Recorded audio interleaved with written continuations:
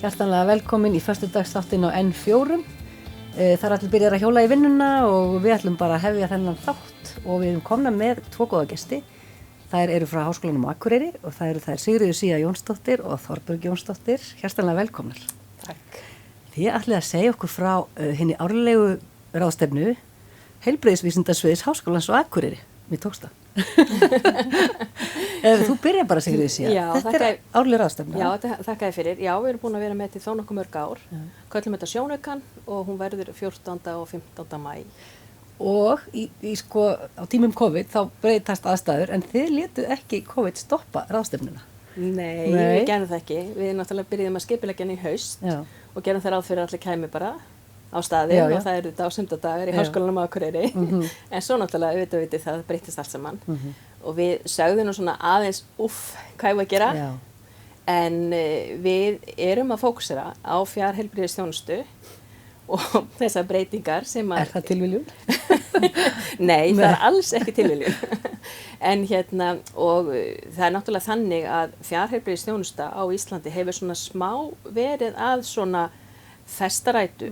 Þetta hafa verið pínulítið svona hænuskref myndi segja. Það er svona, þetta er svona sumstaðar komið svolítið en ekki að fullu krafti. Og er það eitthvað ákveðin svið frekar en önnur í heilbrigðisgeiranum sem eru svona taka þetta föstum tökum? Það er aðeins kannski bara svona staðir sem hafa sko kannski lent í vandræðum með bara heilbrigðisstarfsfólk. Þau eru mjög öflug á Kirkjubæjarklaustri. Það eru Auðbjörg Bjarnadóttir, hjúkrunarfræðingur sem stjórnar þar.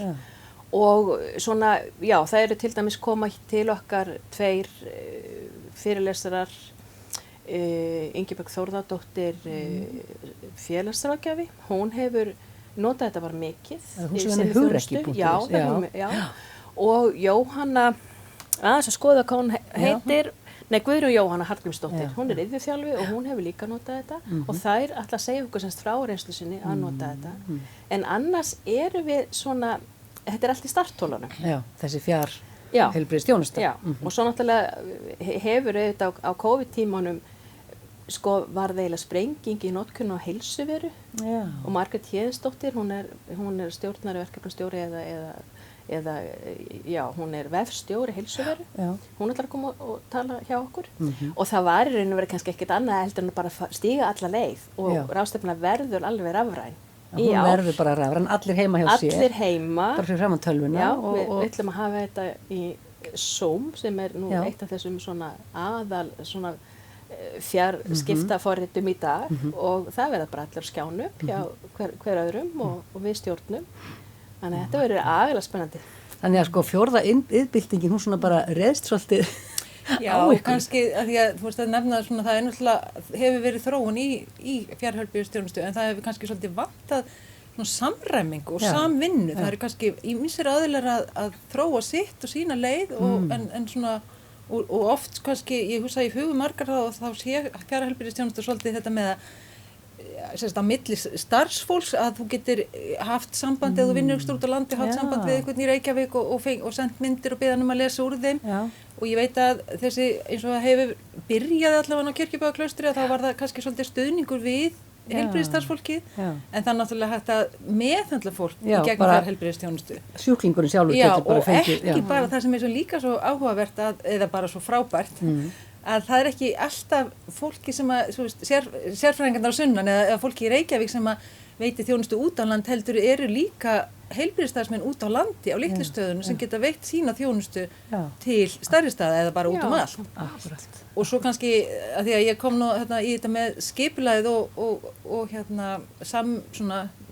samræmingu að það eru þá 2 af okkar fyrirlesturum eru frá þeirri hlið að það er Niklas Forsling sem að verkefnastjóri í þróun fjarheilbrigðisþjónustu á Norðurlöndum eða allavega hann er Svíi en býr í Danmörku og vinnur í Svíþjóð svolítið þetta er svona eins og það er stuttar á milli og og hann sér þetta alltaf, já, ekki koma út Nei, til okkur í eigin persónu, það hreinu. heldur allar hann sér þetta að tala hjá okkur og hérna.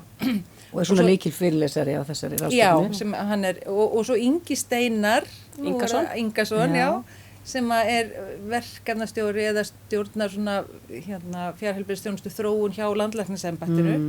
Hann ætlar að tala hjá okkur líka og segja frá svona hvernig hlutirnir eru að þróast hérna á Íslandi.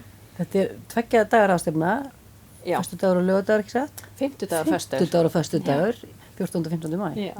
Og þetta rosa spennandi dagskrá. Maður getur farið inn á unag.is og bara fundir ráðstefnuna og skoða dagskrána og það bara hvert erindi meira spennandi sko hérna. Og það mega allir taka þátt. Það ekki? Það er allir velkomin. Bara landin. Já, allir bara, já. Og það bara skrá sig eða hvað? Já, við byggjum bara skráningu, við viljum aðeins bara fá tilfinningu fyrir hvað við vonum mörgum á skjánum af því að það þarf að vera að funda stjórið sem að það svolítið halda utan þetta og svona eitthvað, þannig við viljum byggja fólk að skrá sig. Og það er líka gaman að segja frá því að Háskólinn á Akureyri hefur kannski verið svolítið leiðandi í þessari fjarkennslu. Þannig að 20 ára. Við erum búin að vera 20 ár. Við byrjuðum með hjúkrunarfræði nám á Ísafirði og það komið 20 ár síðan. Rétt rúmlega meira að segja.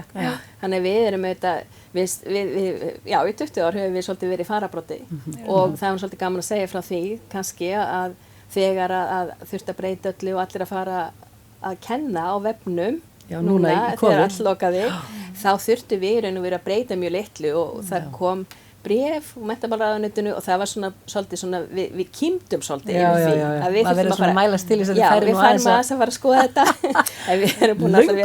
Löngu við þurftum ekki það svona breyta öllu eins og kannski margir aðri skóla heldur urðum bara að verða ennþá betri í því sem við erum góð í. Og haldið að sé eitthvað svona sem að hefur gerst núna á þessum tímum sem að bara breytist ekki, fyrir ekki aftur tilbaka, eitthvað svona sem að við getum bara lært og tekið með okkur og haldið áfram að nota, haldið að sé. Já, ég hef þetta tilfinningu að við hefum farið 2 skref áfram í einhverju átt, en við munum bara fara kannski 1 tilbaka eða þú veist í áttina því sem var og bara fyrir mig sjálfa, það eru margar lausnir sem ég bara, ég haldi þessum bara áfram. Þannig að ég held að við munum fá mikið lærdum af þessu sem við munum bara taka með okkur inn í framtíðinu og halda áfram með. Mér langar svo bara rétt að þess að koma að einn á okkar leiki fyrir þess er Ólöf Birna Kristjánsdóttir. Hún starfar í Oslo og þar er hún sem sagt bara í vísindaransóknum að þróa til dæmis sem sagt fyrir heilbrigðisstarfsfólk til að nýta í samskiptum við sjúklinga og við erum bara öll á leiðinni þangað. Það er bara alveg æsi spennandi. Og það er náttúrulega líka að því sko kannski í sambandi við meðferð og svona það er náttúrulega fullt af efni á netinu fyrir fólk sem er með alls konar sjúkdóma og alls konar einkenni en það er svona kannski misuppgæði á því þannig að talandi öppin og þetta með að þessu sé stjórnað af fagfólki þannig að það er ekki nógu gott að vera bara góður í tölvu og búið til eitthvað app eða setja einhverja upplýsingar heldur verður þetta að vera undir svona gæða eftirliti frá heilbrigðisþjónustunni og svona ráðstefna getur kannski einmitt hjálpað einhverja svona að stilla saman strengina og ekki allir að finna upp hjólið í sikkur hotni. Það er akkurat markmið okkar með henni. Kærar þakki fyrir að koma og segja mig frá ráðstefnunni Sjónaukinn. Þetta er þá í næstu viku og endilega kíkja unag.is og skrá sig því að það er ótrúlega margt spennandi þarna. Takk kærlega fyrir að koma. Takk kærlega.